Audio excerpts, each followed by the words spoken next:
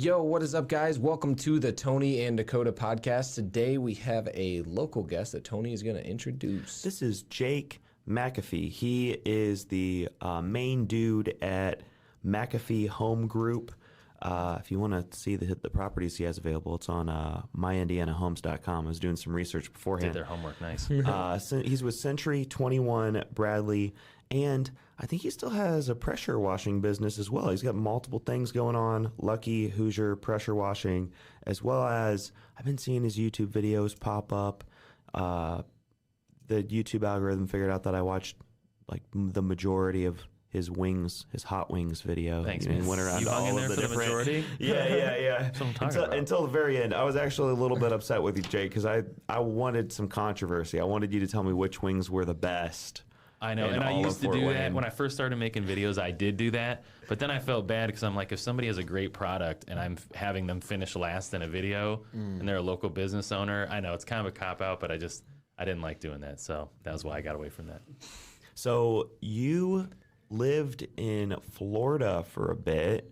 Why did you move here? Well, I'm from Fort Wayne originally, and then after going to Purdue and freezing my butt off, I went down to Orlando, Florida, spent 12 years there. Wow. And I just started growing my family, and on paper everything was great. Like, we were in a really good neighborhood downtown. You could like see the skyline in our backyard, and I liked the brokerage I was at. Had a great group of friends, loved the kids' school, but like in general, the city of Orlando is a little rough. Like, you think Disney, but Disney is like one little portion on the outskirts of town. Like, the city itself, is actually kind of dangerous, and it just started wearing on me a little bit. And then we bought an Airbnb here, which started bringing me back. I hadn't been back in a while, and every time I was here, I just liked the pace and the people and all that. So just decided to up and move.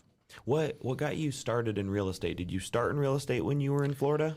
Yeah. So that journey was basically I was working at Old Town Brokers. Old Town Broker. Nice. My man over here. So it started with I went to Florida.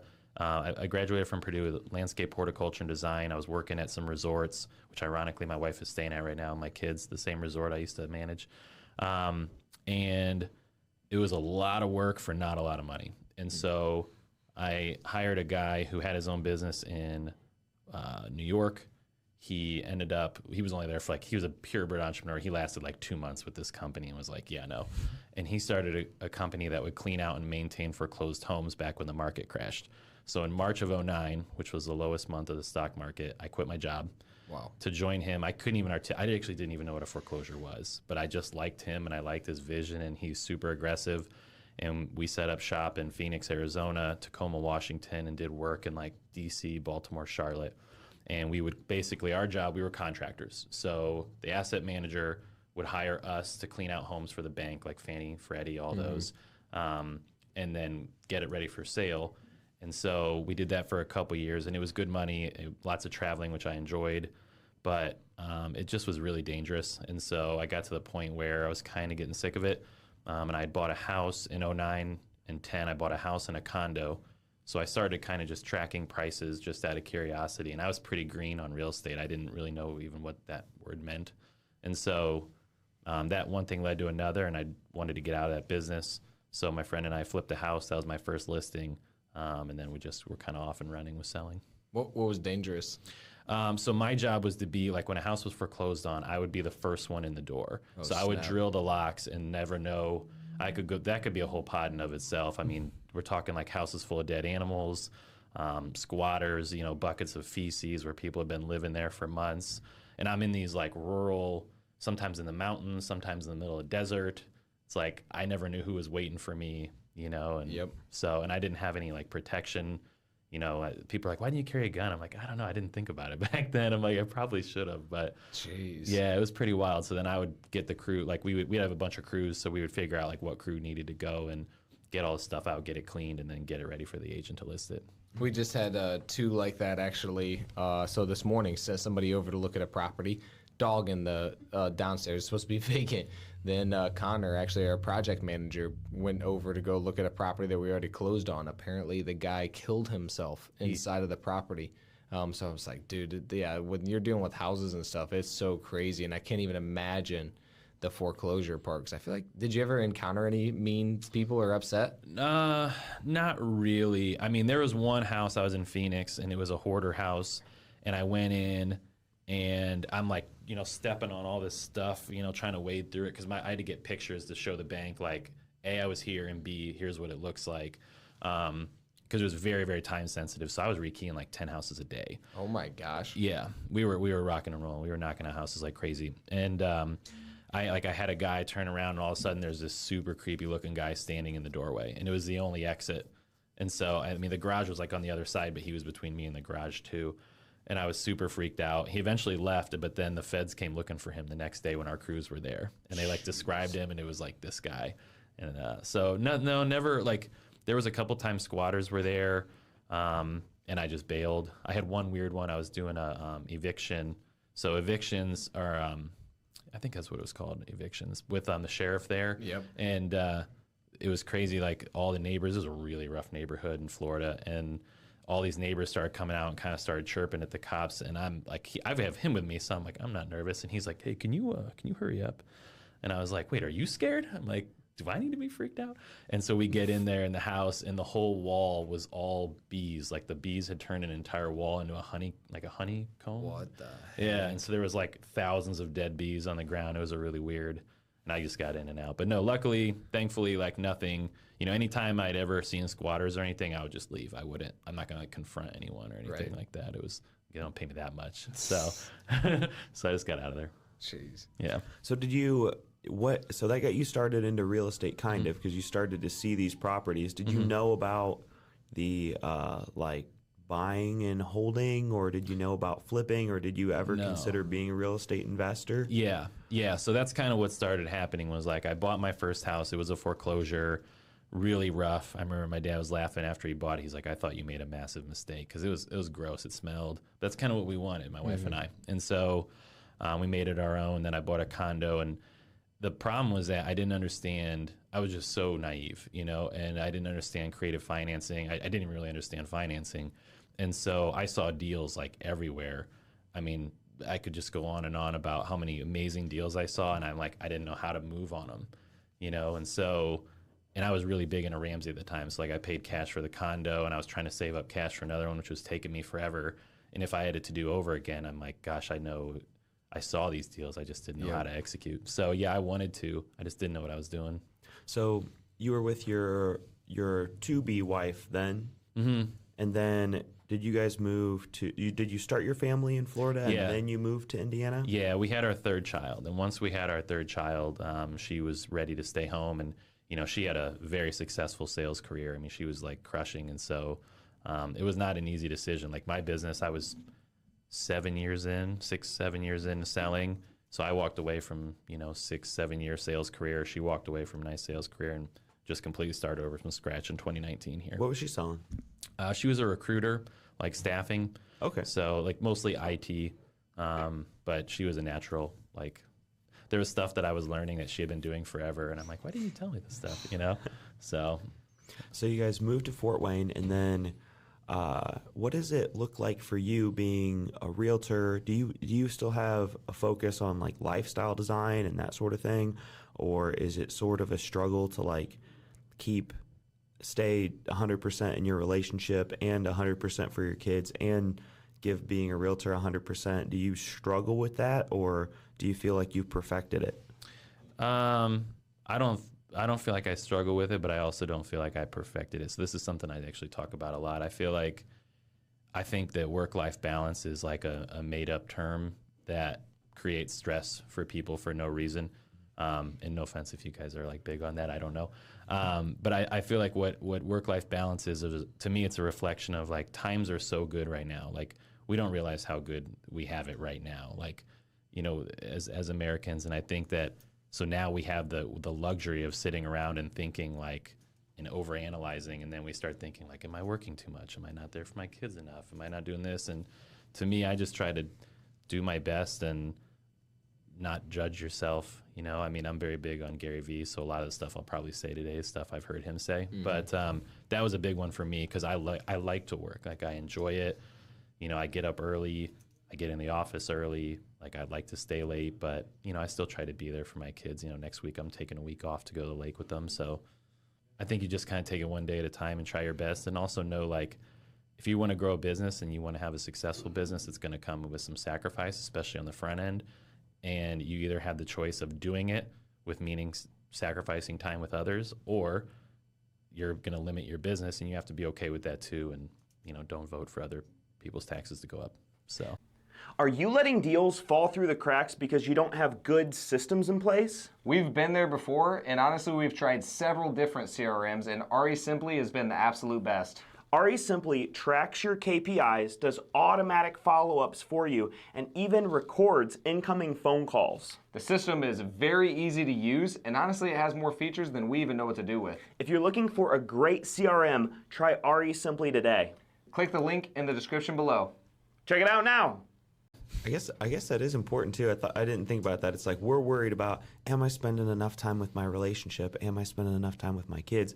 In the 1920s, it would have been like, are we going to make enough money to where I can afford this loaf of bread so that my family can eat? correct. And so it wasn't about like, am I giving my kids all the attention and love and everything they deserve? It was like, can my kids get this medication so that they don't die of smallpox? Correct. And that's kind of what I was getting at. I feel like, and that's not like, it's good I think it's good that people care. I don't want to sound like condescending or judgmental. I just feel like I think you can drive yourself crazy. Like I don't think, like, what's the balance? I don't know. Like, would I have, you could you'd never go to work if you really wanted to spend as much time as you could with your kids, and then you'd have another problem. So I just feel like you have to figure out, like, what do you want out of life? Like my brother, for example, works a W-2 job for the city. He goes home at the end of the day and his phone is off. He has no email. Like, he loves that, and that's his life. And for me, like, my phone is always going, and people are always reaching out to me, starting from like 5 in the morning till nighttime. But I enjoy building businesses, so I think you just have to identify like what brings you happiness and what brings you fulfillment, and like what do you like to wake up and do every day. You have any relationship advice? What kind of relationship? I mean, like, you're talking about like spouse or like you're team married. or You've been married for a minute. For married, well, I think it depends. How many years? I've been married for 10 years. That takes a little bit of this will effort be 11. to make that 10 continue to years. work. I think Have 3 kids and 4. then I have 4 4 kids. I now have 4, and I have twins on the way. Wow. Oh my Yeah. gosh. Yeah, shoot me. So I think I don't know. I guess for me, I can only talk about my experience. For me, I needed to like chill out. Like, I was very argumentative, like had to win, and my wife's not like that. Like, that's like a waste of time to her. So I think just learning to, like, you never really win. Even if you like win the argument, you still have to live with that person every day. So like she's been really good for me because she's patient with me when I get frustrated, and she's not argumentative. And so for me, it was just, the basics, being respectful and not getting hung up on little stuff. How about raising kids? I mean, I guess we'll see. It's like, I feel like I shouldn't give advice. Mine are only 9, 7, 4, 2, and in the womb. But it's tough for me to say with that, because it's like, I don't know how they're going to turn out. Like, I have my thoughts and ideas, but I just try to be consistent with them and establish boundaries and make sure they're respectful. Like, those are pretty much my goals. Is there anything specific that you did with your kids that you're sort of proud of? Like, for instance, my daughter, whenever I would take her down to play at the playground and stuff, she was probably already going to inherit a lot of my personality, so she was already going to be extroverted. But instead of putting her on my hip, I would put her in front of me and then wrap my arm around her like a seatbelt, and then I would whisper in her eye, like, say hi, and she would just say hi to everybody. And so I was just getting her trained to like, hey, you don't have to be afraid of people. Like, I know there's the whole stranger danger thing, but I'm like, nah, you're gonna be able to like just go up to people and feel comfortable with them. I wanted her to be like, have a personality. Yeah, sure. I don't know. That's a good question. I guess something I'd be proud of is I feel like my kids are pretty respectful. Like, nothing drives me crazier than disrespectful little kids. Like, it really bothers me. Like, they'll come up to me and be like, hey, can I have candy? And I'm like, who are you? Like, get away. Don't talk to me like that. I'd get smacked for talking like that, So I think that they're very respectful. I try really hard to encourage them to try things. I'm very big on trying. Like, you have to try it. You have to try this food. I would like for you to try the sport. You don't have to play sports, but I at least want you to try if you have interest in it. And I don't really care if they stink at it. Like, I still just encourage them to do it. Like, I have no visions of grandeur. People are always telling me, like, oh, you got to get them into this for scholarships. And I'm like, I don't really care about that. Like, if they want to do it, that's great. I just want them to try and, like, be a good teammate and, not be afraid. Because I think, kind of bringing it back to, like, business, I feel like something I did when I was younger was I think I limited myself because I was afraid to make mistakes. So instead of going out and trying new things, I was very anti-make mistakes. And so when you do that, like, you're going to limit, like, what your options are.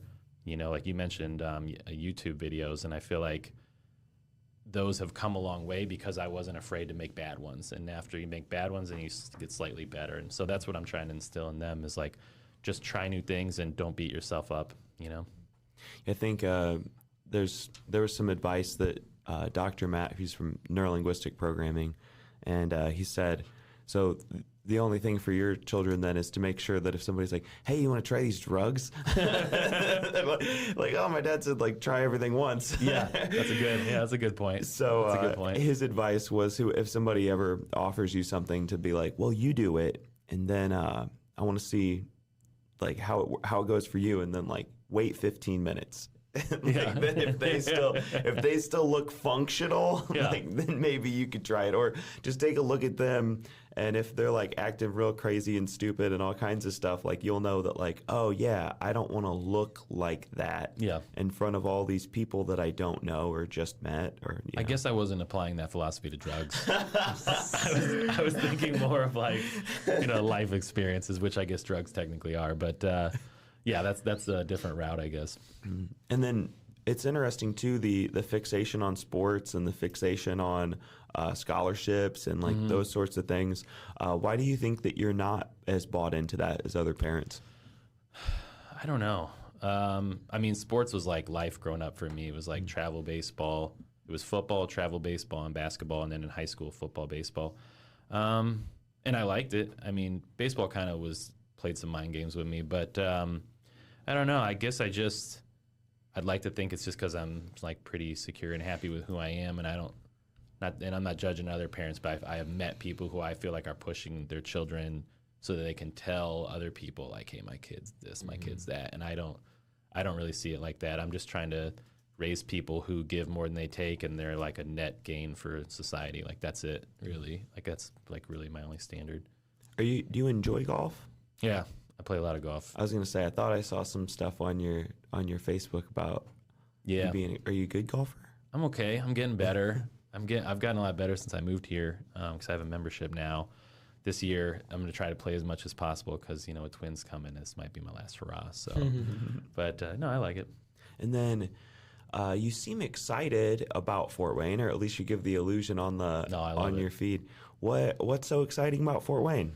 Okay. Why should we be excited? There's a lot of reasons, and I think part of it is the perspective I have of living in Orlando. Like, all the negatives there, I think, made me appreciate what we have here. For starters, I mean, there's little things and there's big things. Little things to me are like traffic. Like, people complain about traffic. We don't have traffic here. We don't have real traffic. Like, we don't have the traffic where you would sit for 3 light changes and not get through the light. Like, that doesn't happen here. So, and that was stuff that I was experiencing, daily in Orlando, pretty regularly in Phoenix and in Tacoma, Washington when I was out there. So I love that aspect of it.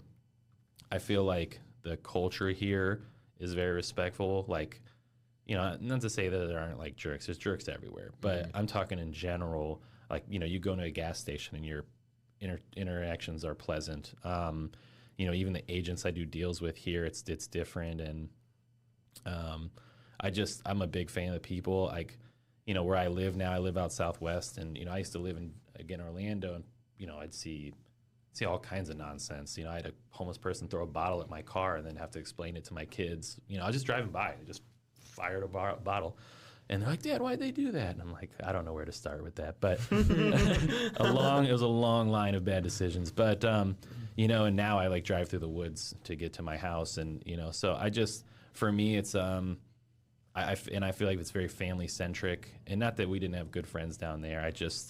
I also, that's all like for the lifestyle stuff. But if you're talking about like business, it's small enough that you can pretty much connect with anyone you want. I mean, I interviewed the mayor on my podcast, and I'd argue that was probably like the least important thing he's ever done. Like the fact that he had time to do that. And so that is really nice. And then, right now that we're like kind of exploding, I think there's going to be opportunity that we don't even see right now. Like there's going to be stuff opening up that doesn't even exist right now. So I think now is like, we're kind of like doing this in Fort Wayne. So if you want to jump on the bandwagon now, you can move. I mean, look at me. Like I moved here in 2019 and we sold 83 houses last year, and it's been going great. And it's not because I'm special. I think it's because there's a lot of opportunity here. Wow. How would you say that your operation is different from some of your friends or your competitors? So you have a team, and how many agents do you have? 3. Okay. And then how would you say that, like, if somebody wanted to join your team, why would they join your team? Sure. How are you different, and how do you separate yourself from our competitors? Yeah, in a few ways. So we are definitely very different, and I have a really hard time finding people for the team, for better or for worse. So for starters, the requirements, that separates us. So you have to be at the office 4 days a week, from 8 to 9:30, making phone calls, cold calling we basically do it every day. Used to be 8 to 10. We just backed it off to 9:30. We have requirements for how often you post on social media. You're expected to post. I don't come up with the content. Like I want them to do their own thing, but they have to time block and be diligent and do these things. And it's not because I said so, but it's because you know how it is. Like there's 2 engines that make a plane go, and it's marketing and sales. So you have to have a plan for both of those things. So we're very intelligent. We're very deliberate about that. I think what we offer when we list houses, like our listing package is ridiculous. Like we offer, I can give you the rundown, but basically we offer more than anyone else, from pressure washing, video marketing, 3D tours, floor plans. We clean the house, professional photos, drone photos, all that stuff. And that can be for like a really gross little tear down. We're going to do all that because we're trying to build a brand. Like people have been like kind of questioning me, like, why do you do all that for like these little houses? And I'm like, because more important than the extra like $700-800 for me is that person now knows, like when I sell a house or when any of my friends sell a house, we're using them because I've showed, like, to me, every sale is an audition for future business. And so if you get too caught up in like trying to wring that extra like $200-300 out of them, like you could lose a lifetime of referrals. And it's not like that other people are doing it wrong or anything like that. It was more just like I'm trying to build a big referral network of people. Like I'm trying to give someone or not give them a reason to go anywhere else. So that's another difference. I go on all the listing appointments with all my team. That's what I'm doing after this. Michael set a listing appointment and I go, not because that they're not capable, not because they're not good enough or because I need to make it about me, but it's more like, I want my clients to know, like, hey, you really have a team behind you. Like most real estate teams, if we're being honest, they're marketing. It's for marketing. So they can pool their sales and say, hey, we sold 300 houses last year. It's like, yeah, but you're not a real team. Like you guys don't even know each other. You don't meet. You don't work together. You don't collaborate. Like you just share a logo and pool your sales. Where I want these people to know, like, you've got a full-time assistant.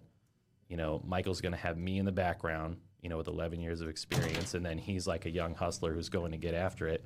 And like, they feel comfortable with us being there. So those are probably the main reasons or the main ways. That's awesome too, because as a managing broker, ultimately you're the one who's sort of like on. Well, I guess I don't know if you're the managing broker or not. Okay, so as the team leader, then you're still kind of like their sounding board. Correct. But then also, well, I always think about how like the managing broker is ultimately the person who's responsible for all of the actions of all of the agents. So it'd be nice to incorporate that somehow, because I just feel like they kind of just, you never really meet the managing broker who's like ultimately responsible for the actions. And I want them to know that, and I'm really strict with, like I've let go of agents one agent did like 16 deals in their first year. And we let them go, and it was a tough decision. I liked them personally, but like I'm serious about the culture. Like if you're on this team, you have to be like honest, hardworking, and a closer. Like that's it. Like there's no, like most teams will have like some good people up top and some bad ones at the bottom, and there's nothing wrong with that. That's just not what I'm going for. I know it's not scalable. I can't have like a 100-person team. Like that can't happen with this model. But what it's enabled me to do is refer my buyers to them to free time to be with my family. Because with listings, I can control my time more. And then they get, like, there's people that are buying, they don't, most people make it about themselves. Like, they don't need me, they need good service. And so if my agents are trained, committed, they're in the office every day making calls, they're posting on social media every day, they're looking at the hot sheet every day, and then I'm always there available to answer every question, like we can pretty much cover whatever these people need. So I can recapture some time, and then I can refer buyers while still focusing on listings and taking the one-off buyers here and there. Pulling data lists like vacant houses, mortgage foreclosures, and tax delinquent properties is important to direct-to-seller marketing. Batch Leads is the main platform where we store our sellers' data and skip trace owners for their phone numbers, emails, and addresses. On other platforms, you end up having to pay twice for the same contact if you've already skip traced it. My favorite thing about Batch Leads is that if you've skip traced a contact once, you never have to pay for that contact again. Batch Leads has SMS texting campaigns, direct mail marketing, and Driving for Dollars app integrated in a simple-to-use interface. Click the link below and try Batch Leads today. Yeah, like what you said earlier, too. I think one saying that Dakota mentioned in another podcast was that you're supposed to jump and then build your wings on the way down. And then, if you want some good engines along with those wings, then you need marketing and sales. That's what you were just saying is like those are pretty important cornerstones for like building a foundation of a business is to have good marketing and good sales. It sounds like you guys do. I mean, when you're talking about cold calling, those targeted lists of people, how do you go about finding people who you're going to cold call? We pay third-party sources, that run ads, Google pay-per-click. They come in from social media, and it's not all cold calling. I mean, I feel like that's like an all-encompassing term. Like sometimes it's someone who, got referred to me 3 years ago, and just decided, you know what, I'm going to hold off. Well, I'll keep calling them until they like basically list or die. And so, at an appropriate cadence, I'm not doing it like weekly where they're like, please stop, but just enough to know for them to know, like, so they don't forget about me and so that they know I'm disciplined enough to stay in touch, because I think you're showcasing like what the experience, like if I can keep in touch with someone for 3 straight years, they know when it's time to list, like this guy's on, he's paying attention, or he's at least trying to be. And so I think too many agents, especially agents, like just straight sales agents, they don't work hard and they don't try to stay in touch. And then someone who they know lists with someone else, and then they like crap on that person. And I think that's just entitlement. Like I think if someone lists with someone else, it's because you didn't do your job. I've never gotten mad at someone for not listing with me, ever. I mean, I'm disappointed, but I'm never going to call them a name or call them, like, say they're jerks or they're liars or they're this or they're that. It's like, I clearly didn't do enough to give them a reason to hire me. Yep. That's the way I always thought about it, too. I was in car sales for a long time, and I saw, like, a lot of family and stuff come in. I'm like, well, apparently I didn't do something enough to, like, make them come with me, so it's kind of on me. I take responsibility for anything that I can control, and obviously I could have controlled that or done something, so it's not like you can get mad at them. What does the average agent do? I know you said you let somebody go that did 16. What does the average agent do in a year? Gosh, I don't remember. I haven't ran this stat because this used to be part of my pitch for the team. I think around 4 or 5 deals. Wow. So the usual life cycle of an agent is they jump in the business. They're all super excited. They're announcing on social media. They sell to their friends and family. And then that dries up. And then they don't know how to drive business. So then they switch brokerages because it's the broker's fault. It's not mine. And then they maybe switch brokers one more time, and then they're back to their 9 to 5. That's kind of how it goes for most agents. And again, they're not bad people. They're smart. They're well-intentioned. They're honest, but they don't know how to drive business. And I think that's like the most important thing that agents overlook is and I did it too. Just to be clear, my first year, I'm like, I'm going to make $100,000. I made $17,000 in my first year because I didn't know how to find business. And because I thought like, well, hardworking and honest. And it's like, there's a lot of hardworking, honest people. That doesn't mean someone's going to beat a path to your door to work with you. So, so most of them don't do very much is the short answer. Yeah. What does hardworking mean to you? I guess it's kind of a subjective term. I think it means doing what you say you're going to do. I think it means consistency. I think that's pretty much it. As long as you do what you say you're going to do and you're consistent, I think that's hardworking. I think it can be different things for different people, you know. I like it. Yeah, I heard Alex Hormozy actually define it. He defined it differently because it's interesting how, you know, especially in Indiana, we talk about hardworking, and a lot of times that means you're doing physical labor, you know, working a lot of hours or, you know, whatever, but you're not accomplishing anything. So he defined hard work by the amount of things that he was able to accomplish. And I thought that was an interesting definition of hard work, just because like he's got a lot of team, like a big team that's able to help him get a lot done. And it doesn't necessarily mean that he's like, you know, they're working a whole lot, but then like he's like yeah, he's getting a lot done. And so he's like, well, I'm working hard. I'm like, that's interesting. Yeah. The amount of work accomplished during a time too. I think there's a physics equation where it just talks about how, like, if you pick up a 40-pound bag of softener salt, because I'm thinking back to my grandpa's house, and you carry it over to the thing, and you do it 20 times, you know, you end up with 800 pounds of salt. But if you like rent a bulldozer and put them all in the bulldozer and then drive that over, you've accomplished the same amount of work. You just have a bigger lever arm. Like, the leverage of the vehicle that you're using to accomplish the task is greater. Therefore, Alex Hormozy's equation is basically like, what is the end result and like how much did you produce? And so the old definition of hard working is replaced more by his definition of how much work was accomplished. Yeah, I think that's great. I mean, I kind of feel like I embody that transition where, you know, I used to be a landscaper. Like, that was what my plan was to own my own landscaping company. And, you know, I was all about like, oh, you know, I'll carry, like, I was all about, you know, young guy, like bravado, seeing how much I could carry and how much I could haul and all this stuff. And I was all about how many hours I worked. That was always a big point of pride. And, you know, my parents were blue collar and taught me to work really hard. And then I started, after about 5-6 years in sales, I started realizing like I'm working really hard, but I'm not getting, to your point, like I'm not getting a lot done. And once I started shifting, now I actually just had this talk with my wife the other day. I was like, I get so much done in a day sometimes it's ridiculous. And I'm still home for dinner like almost every night, really, unless it's a listing appointment or a showing. And like I said, I don't work with as many buyers. I'm pretty much home for dinner every single night. But I still get a lot done because I've kind of shifted like what my goals are. That's awesome. I was a landscaper too. I did landscaping for a while and then ended up in sales because I needed a winter job.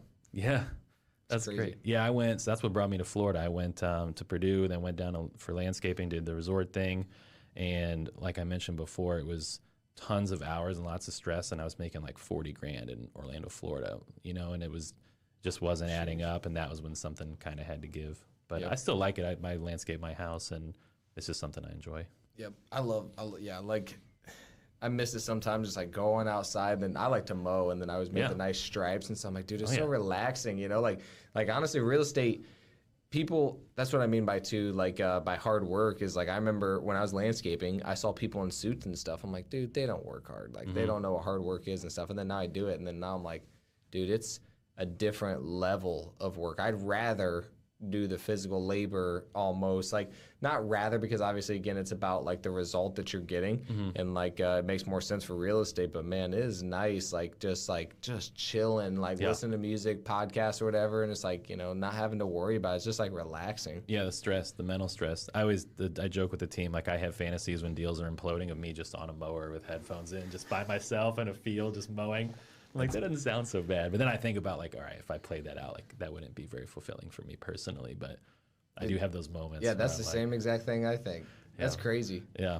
I'm also looking at, so I was actually just down in Florida last week. I'm looking at a property at Port St. Lucie, so real close to Orlando. So I'm glad you said that Orlando is not good, because I was thinking, it's like, man, it'd be nice to have a property in Orlando. That way I'm close to the airport, but I like Port St. Lucie a lot. So... well, in that case, I should probably back Port up. St. Lucie's worse. Like that is like, 2 tiers down below Orlando. Orlando's a hunk of garbage, and like Port Lucie's like. So I should back up. Or I think as far as like, I think Orlando's actually a city of the future. Like they're looking at getting an MLB team.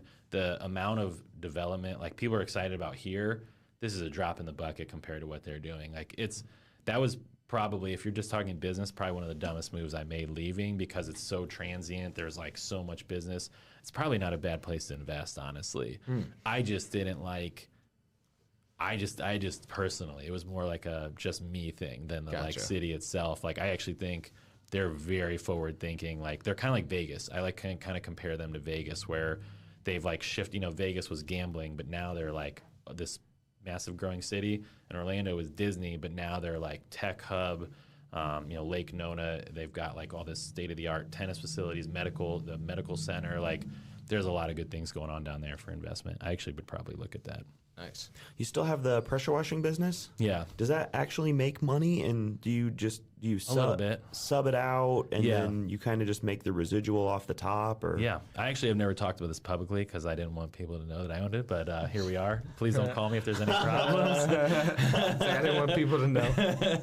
But yeah, it does make money. I mean, you know, like I don't take a salary off it. I haven't spent a dime. I just roll it all back into the business. It started as for the real estate side. Well, it started twofold. One, I'm always thinking, how can we be different? So that way, when you ask me that question, I want it to be easy. Where most people say like generic things about how they're different. Like I have actually tangible things that I know no one else is doing. And so that was how that came about. And then I hired someone to clean my Airbnb, and he quoted me a price, and I thought he was ripping me off. I'm like, I'm not stupid. I'm not paying that. And then I called around, and I was like, oh, shoot, that is the price. And that is way higher than I thought it was going to be. And so that kind of planted the seed. My wife was very against it. She's like my litmus test for all my crazy ideas. But yeah, I mean, it's good. I mean, we're not like, I'm not going to buy a yacht this year, but it's been profitable. And I'd like to think we actually just landed our biggest job ever yesterday. So that's kind of nice. Wow. $15,000 job. Yeah. Where's it at? I don't remember. It's an apartment. I don't remember which one, but I know we just got It's an apartment building? Complex. Wow. We're gonna do like a whole complex. Yeah. Holy smokes. That's Yeah. funny. Everything seems like a great deal. You know, like you're like, oh, that much for power washing? I'll rent the thing and I'll do it myself. And then you start doing it yourself, and you're like, oh my gosh, why's the thing like? Then you're like making adjustments, and the sprayer's not working right. And you're switching wands, and you're like, what happened to the pressure? And then you're checking like, you know, the hose, and everything's getting kinked and messed up. And then pretty soon you sprayed something you weren't supposed to spray, and now it's damaged, and you're like, I should have just hired somebody else to do this. Yeah, and I've learned, like, you know, like anything else, not everyone is our customer. So like I met a guy who had his own business, and him and I joined together, and a big learning curve for him was getting our prices up. He would price it way too low. But once I sat down and I'm like, we're not being greedy. I'm like, I have to pay for insurance because we're insured. I'm like, we have a truck, we have a soft wash system, a pressure washer, hoses, you know, marketing, a building, like all these things. I'm like, how do you think we're going to pay for these? And then the light bulb clicked for him, and he got the prices up, and things have been a lot better. But I've learned, like, not everybody's our customer. There's people who are like, think the prices are insane, but you know, I'd say the only way you're going to get cheaper is by going with someone who's probably kind of sketchy and either won't be in the business for very long, or isn't going to be on time, or is definitely not insured. Yep. What are you going to do if the market dips? I mean, it pretty much has dipped. I mean, as far as like contraction, you know, closings are down. I think first quarter they were around like 24% for our market. So depending on the month, you know, and last month it was down 20%. It was like 19%. So, you know, I've kind of been preparing for this. This is what I've been not like hoping for. When you say dip, are you saying like prices go down? I don't know. Just Sales, sales have decreased. Sales dip. Yeah, sales are down. I mean, this is what I've been building for. I've been talking about this for years with my team. Like, you know, I didn't know when, but I'm like, there will come a day where things change. But that's why we cold call and market so hard, because I'm like, if you're a business, now I'm not talking about like the old timers who have massive books of business. I'm talking about the kind of middle person who is pretty connected. Maybe their kids play sports. They've got, you know, deals kind of getting referred their way, but they've never actually had to go hunt. Those are the people who are hurting big time right now. And I've been preparing the team and myself for a change with the expectation that whoever makes it out the other side is going to be sitting so pretty. I've seen it happen twice now. In 2012, when I got licensed in Orlando, they were coming out of a major recession where like half the city was foreclosed, as a made up stat. But there was a lot of foreclosures. And I watched people who were average agents but were still standing crush on the way out, and then it got saturated again. And then I saw it happen here too, where I got here in 2019, the market was taken off, and I watched people just dominate, and then it got real saturated again. So my goal is to just be one of the few standing when this lean time changes and hopefully capitalize on the way out. Do you have like a specific vision or like a specific dream? What would you say the end goal is, with real estate, with your family, with you personally? Do you have something that you're projecting out that you're kind of working toward? Like a specific why? I'm kind of living my dream right now. I know it sounds kind of lame because it's like I'm a very average person, but I don't know. No, my goal is to. Obviously, I want to get back into owning real estate because like I took a pretty big financial step back moving here. It was like I had no income and I had to reinvest in getting the team off the ground. But I would like to start buying real estate again and spend as much time as possible without sacrificing the business with my children. But no, to me, just trying to enjoy every day. And as long as I wake up happy and my kids love me, I don't really, Did you sell all your real estate in Orlando then? Yeah. I wish I hadn't done that. So I think everybody wishes they never sold their real estate. That's probably, I would say that's probably the thing I've made the biggest mistake is like selling my real estate. Like the thought of like cash out refis, I didn't even know that was a thing, And so I look back and because we bought very strategically in great areas, like all of our real estate was really good. And so it was great when we sold and then we'd roll into the next one. And now I realize like, God, if I had just kept that, but it could have gone the other way and, you can always play that game, but I don't intend to ever sell any real estate again. Not to say that it won't happen, but it's not a goal of mine. Like I don't really ever want to sell again. Well, you just want to hold it all? Mm-hmm. Okay. Unless like something, really awesome presents itself, but I'm not going to do what I did, which was just cash out because I could and then do the next thing. Yep. Unless again, like if an amazing opportunity presents itself and it involves selling, yes, but I'm not just going to sell because I want to like move or buy something else that's, not that important. Yep. What's your biggest struggle right now? My fitness. I've like let myself go so bad and it caused a bunch of back problems. So now I'm doing these like grueling back routines every morning. Shout out Josh Butcher, Indiana Physical Therapy's got me back together. Definitely my fitness. Like that's not even a question. Have you been thinking about investing in real estate? It's not like what you see on HGTV. We created a course to show you how to really invest and create a profitable flipping and wholesaling business. We show you where to find the money, how to find the deals, and how to negotiate the deals. We go over live sales calls, including negotiations, scripts, role-playing, and so much more. Everything that you need to know to flip houses is in this course. And if there's a video that we didn't make that you want, we'll make it for you. This knowledge has made us well over $1 million, and it's available right now for $997. Click the link below. Buy the course. I think what I always recommend to everybody is checking out 10X Health. Any of their stuff is like pretty good. They have a gene mutation test. They have a blood test that they do, and that's more on the nutrition side, but they can kind of like help you diagnose some issues, and like it's just like the little 1%, 2%, 3% things that can make a difference, even in things like mental and emotional stress. And I take some of their supplements. Yeah. And it's been pretty helpful. With back stuff, you should look into banded joint mobilizations, where you take a really heavy duty band, put it on, attach it to like a squat rack or something, and then wrap it around your hip, and then you're working on adduction and adduction of the hip and dropping into like the world's greatest stretch, like yoga type stretches. But it's basically like having somebody grab a hold of your hip and pulling it backwards while you're driving it forwards. And so it creates a little bit of separation in your hip joint. And a lot of times your back pain is actually more related to your hips and your ankles than anything else. Yeah. So yeah, mine's been a bulging disc. That was what I was diagnosed with. But We're working on it. We're working on it. I wake up every day at 4:30 and do a pretty unpleasant routine for about an hour, but it's working. I've been golfing and getting it back together. I'm sure you're doing the McGill Big Three, like opposite sides, arm and leg. Yeah, They do the thing with the hand underneath the back where they've got one knee bent, and then you're there.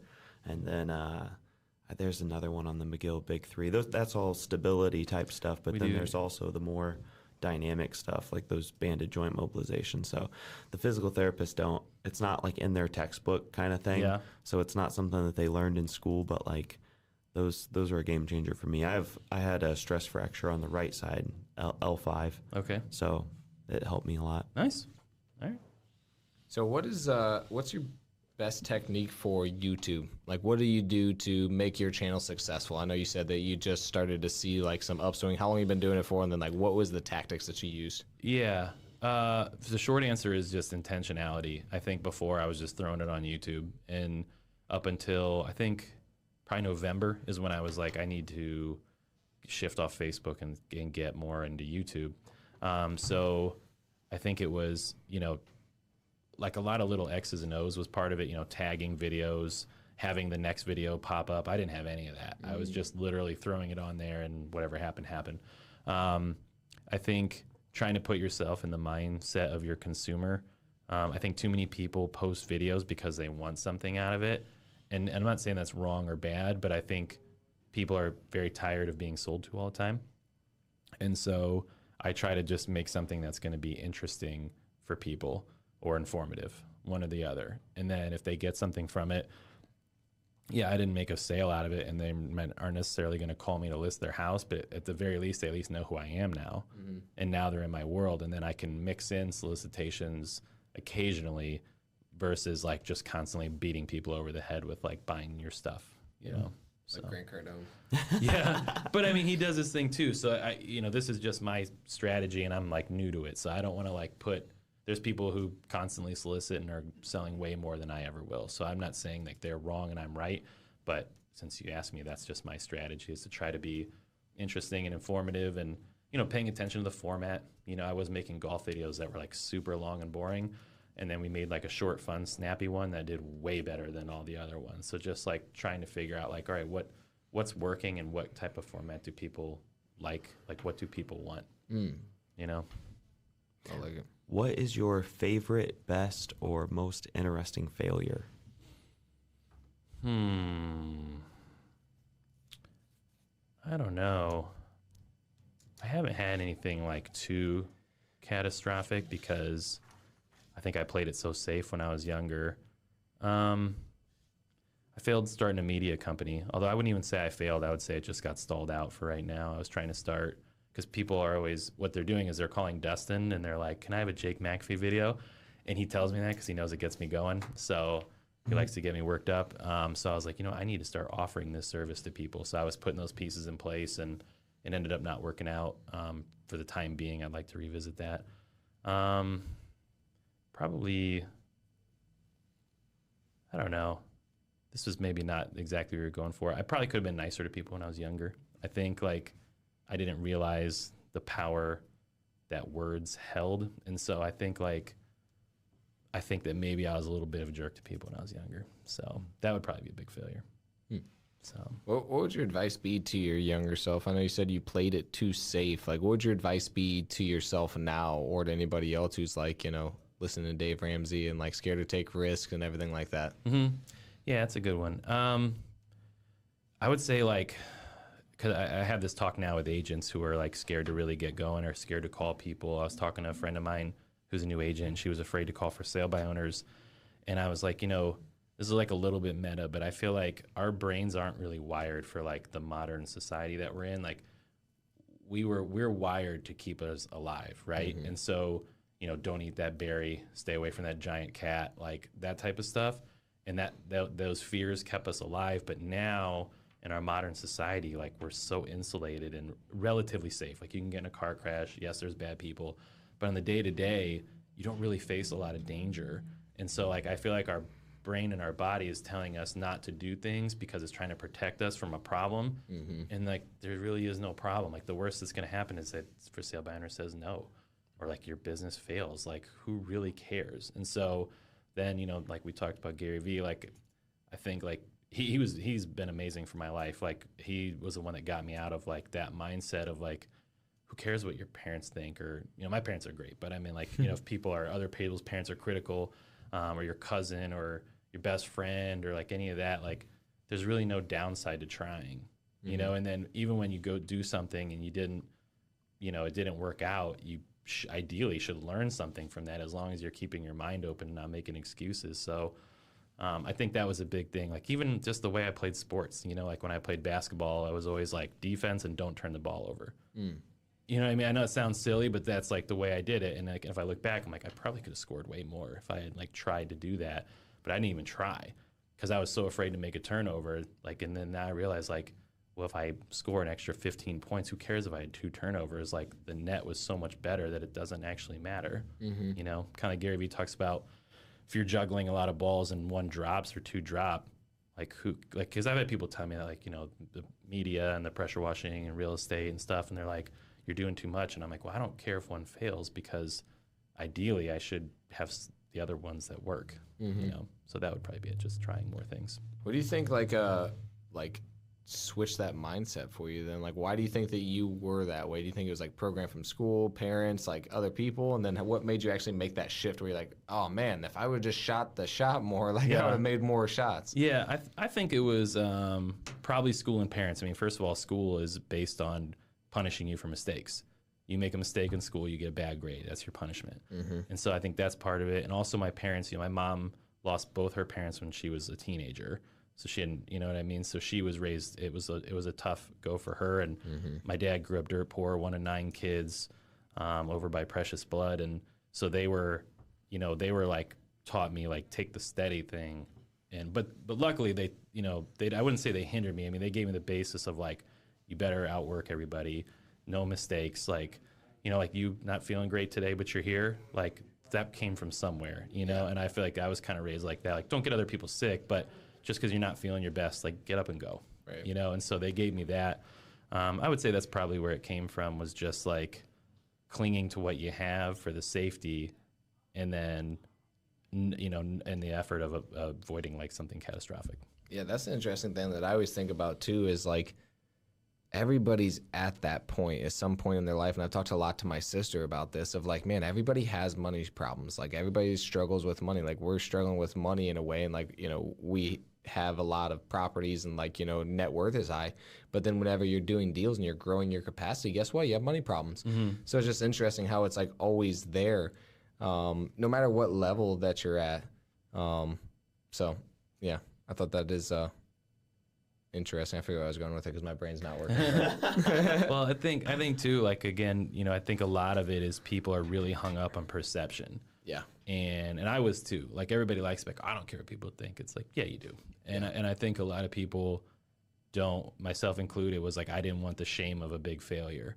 You know, whether it was something small like in a sports event, or if it was something big like trying a new business, and I was afraid of that failure. And, you know, I didn't know that at the time. Like I wouldn't have been able to articulate that at the time. I thought I was just making moves and being smart. But now I look back and I'm like, yeah, you could have. And I definitely took some risks. I mean, you know, buying multiple properties, like quitting my job in March of 2009, like I've taken some risks, but I think I should have taken way more. Yeah. Actually, my girlfriend's grandma said that she was buying properties, refinancing and all that stuff. And then like they were buying a lot of them. And then I can't remember what year it was, 89 or something like that. Something happened and they just like got scared and they stopped. And so it was funny because, like, you know, a lot of older people, usually the ones that tell you play safe, don't take risks, all that stuff. And then she just said, don't get scared. And I'm like, wow, like that is actually good advice. Like, don't get scared. I'm like, wow, that's crazy. Yeah. And it is scary. I mean, I think, but I also think it comes back to like knowing who you are. Like, you know, if, I don't know how many people are going to watch this, but like most people probably shouldn't go start a business. Like you have to, unless you want to, I think you should try, but there's a massive amount of stress that comes with that like can be crippling for some people, and it would detract from their quality of life, or like for me it doesn't.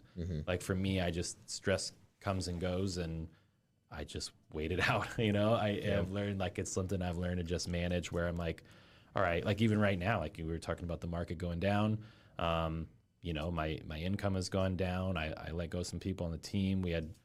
I'm on my 3rd admin this year. Like Q1 was rough for me. It was really rough. It wasn't fun at all. But right now we're in a position where like now the team is super strong. We've got a great admin. I'm like super optimistic again. But if you would have talked to me in like March, April, I would have been like, this sucks and I don't like it at all. Yep. So Like I want to put on my ear protection and get on my mower. I just want to be out in the field, man. Just out in the field riding, like nobody calling me, asking for anything, you know. So Where do you think the optimism comes from? Because I feel like I have a lot of optimism too. No matter how bad it is, I'm like, dude, like even right now, I feel like crap. I'm like, I'll be okay. You know? yeah, I don't know.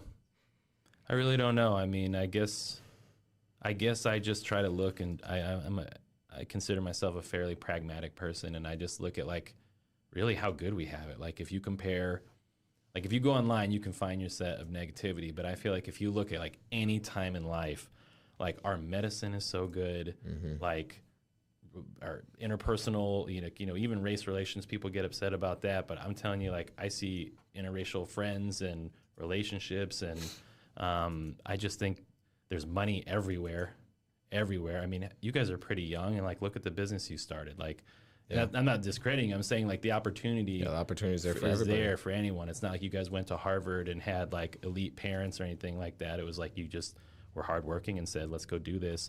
And I think it's easy to get hung up in like the day-to-day negativity, and you miss how good, like, you know, even this, like that Bud Light stuff where people are all freaked out about, like, I don't care about Bud Light. Right. I don't care. Like that stuff just doesn't get to me. And so I'm entertained by it. Like I keep up on current events, but I don't like fret about like these national trends that get people so worked up of like whatever the flavor of the day is. Like I just don't care about any of that stuff. Do you think this will be the last question I ask on this? Do you think that the government's doing that on purpose in order to like manipulate or anything like that, like manipulate the people, or you think that it's just people being people? I don't know, and I have thought about this. Part of me thinks it's just capitalism, and like the powers that be know if they can get people upset, people will click, and if they'll click, they can sell ads. So I think that's a big part of it. I think like I don't think the media, I don't think Fox News actually gives a shit about politics. I think that they know if they can make people upset, and that's you know, same thing with CNBC. Like I don't think either one actually cares. I think that they know if they can make people upset or afraid enough, they'll keep watching, and if they can keep watching, they can sell ads. And so, like I think if you watch, because there's major problems that just go right on past and nobody even pays attention. So that tells me like, all right, they're not actually trying to focus on what we should be concerned about. They're trying to feel like what, you know, they have all the metrics. So like whatever gets people's emotion ramped up, just pour gas on that and then see how we can monetize it. I mean, maybe it's a bigger play. I don't know. That's kind of above my pay grade. But. Yeah, it seems kind of funny. It's like the whole Epstein case kind of just like gets swept underneath the rug, and it's like that could be devastating to like both political parties and like the elites and stuff. So let's keep that out of the news. Let's focus on how Bud Light did a campaign endorsing trans people, and how that's a huge problem that we should really be concerned about now. Yeah, exactly. And it's like what happened to Russia, Ukraine? I haven't heard about it in like 6 months. Yeah, you know? exactly. And that's kind of my point. Is I to me it's just capitalism and people learning how to make money. I think that's really what it is. But I don't know. That's why I don't get upset though, because I know if the goal, if I know someone's trying to make me emotional, I'm like stubborn and I'm just like, no, I'm not gonna get mad about so stoic right now. Yeah, exactly. All right. Last question. This one's a good one. This one's a good one. This one's a good one. Like, I thought of this. All the other questions were 5 out of 10. This is a 10 out of 10. So, 61 years from now, you're 100 years old, I think. Yeah. Right? Okay. Yeah. You're on your deathbed, and you have a final message to the world. And this is Jake McAfee's specific. Everybody's going to be like, oh, yeah, that sounds like Jake. It could be a paragraph. It could be a sentence. It could be a mantra. It could be your billboard on Times Square. It's your message to the world. It's your legacy message, how people are going to remember you. What's it say? It's heavy. Probably subscribe to Jake in Fort Wayne. It's like I'll make the advertisements while I'm dead. Yeah, one last push. I don't know. I would probably say a lot of the things we talked about, like try to take more risks and just be nice to people, you know, like, and being nice doesn't mean like be walked on, but I think like, you know, understand that other people are going through stuff. Don't take it personally, and try to, like I said with my kids, like just try to be a net positive, and that's it. You know, like I look at, like my father was a mailman, but he was a Little League coach, a football coach. So like, you know, he might not be able to sit down here and talk about business, but like I think about all the lives he's impacted. Yeah. You know, through, he actually coached basketball too. So football, baseball, basketball. So I think just trying to be a net positive and, you know, just contribute, because I think like life's hard enough. You know what I mean? There's no reason to make it harder on anyone else. Be respectful, take risks, be nice. Life's not as hard as you're thinking if you compare yourself to a caveman, and don't let the media machine get you emotional. Jake McAfee. Well said. Well said. Awesome. Well, thank you so much for coming on our podcast. How can our listeners get a hold of you? Jake in Fort Wayne. You can email me, jacob@McAfeehomegroup.com. Instagram, Jake McAfee Fort Wayne, or Jake McAfee FW. I'm pretty much everywhere. I try to be. So Awesome. Any final thoughts? Share with our viewers? no, I think we covered it. You guys are good at this. This was fun. I know you're feeling a little rough, but that was fun. Yeah, I'll say you have to. We'll have you again next year when I'll be feeling better. I feel like I'm a different By person. next year? I hope it's like 2 weeks He's like, I'm going to need you here back sooner. or 2 days. Yeah, we'll see. But yeah, thank you for coming on, man. We appreciate you. We've heard a lot about you, so super excited to get this out there and help some people. Yeah, thanks. That's Thank fun. you guys for watching. Peace.